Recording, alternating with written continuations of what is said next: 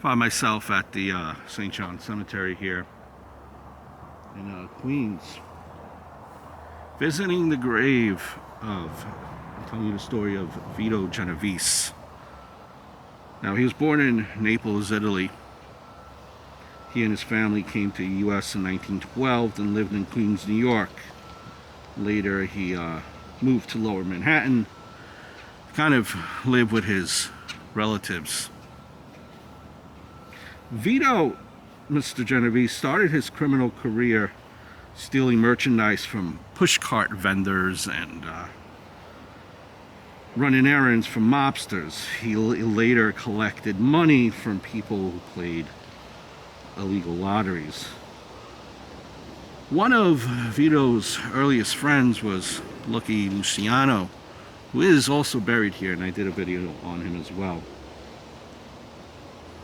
As you know, Lucky was a founding father of the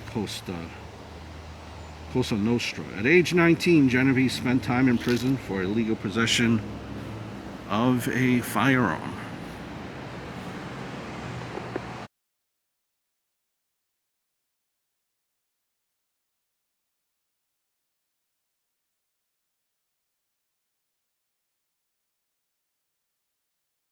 Now, in April of 1931,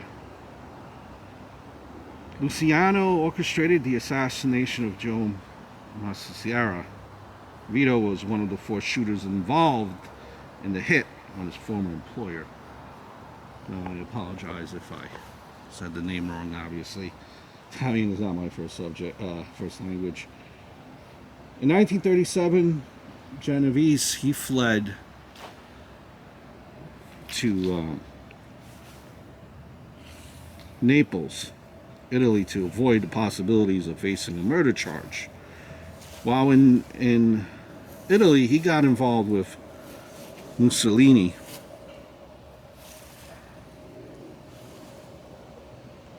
And he became the main drug source for Count Ciano, Mussolini's son-in-law. No one was ever indicted in the Massiciara murder.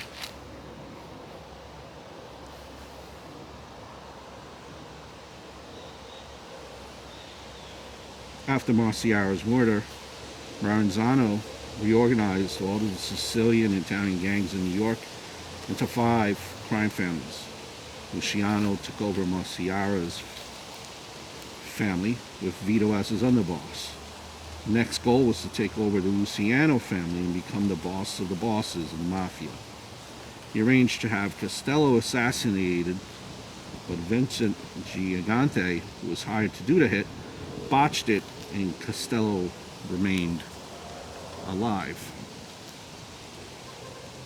It was not until the murder of Albert Anastasia that Castello stepped aside. In November of 1957, Vito reportedly coordinated what became known as the Appalachian Meeting. We expected to be named boss of the bosses.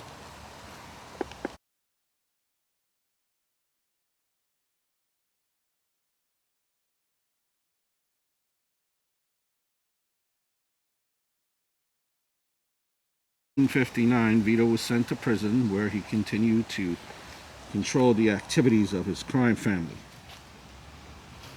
While in prison, he ordered his top aide, Tommy Bender, assassinated because he believed him to be involved in the plot to have him framed for the narcotics deal. It was also Vito who ordered the assassination of Joe Valachi for turning coat to the federal agents. When Valachi heard about the hit, he decided to turn for protection and become one of the major informants ever against the mafia.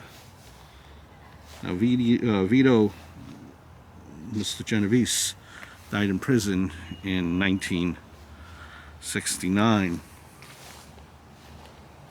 And here is his grave.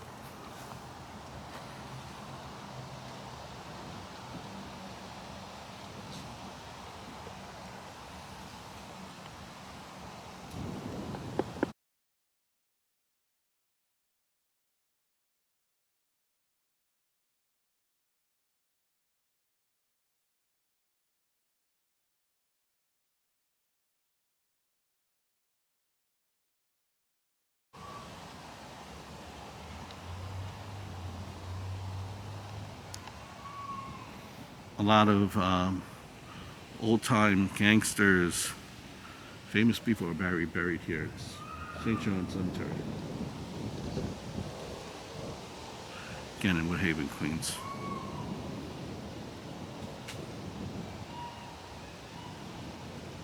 The grave of Mr. Vito Genovese.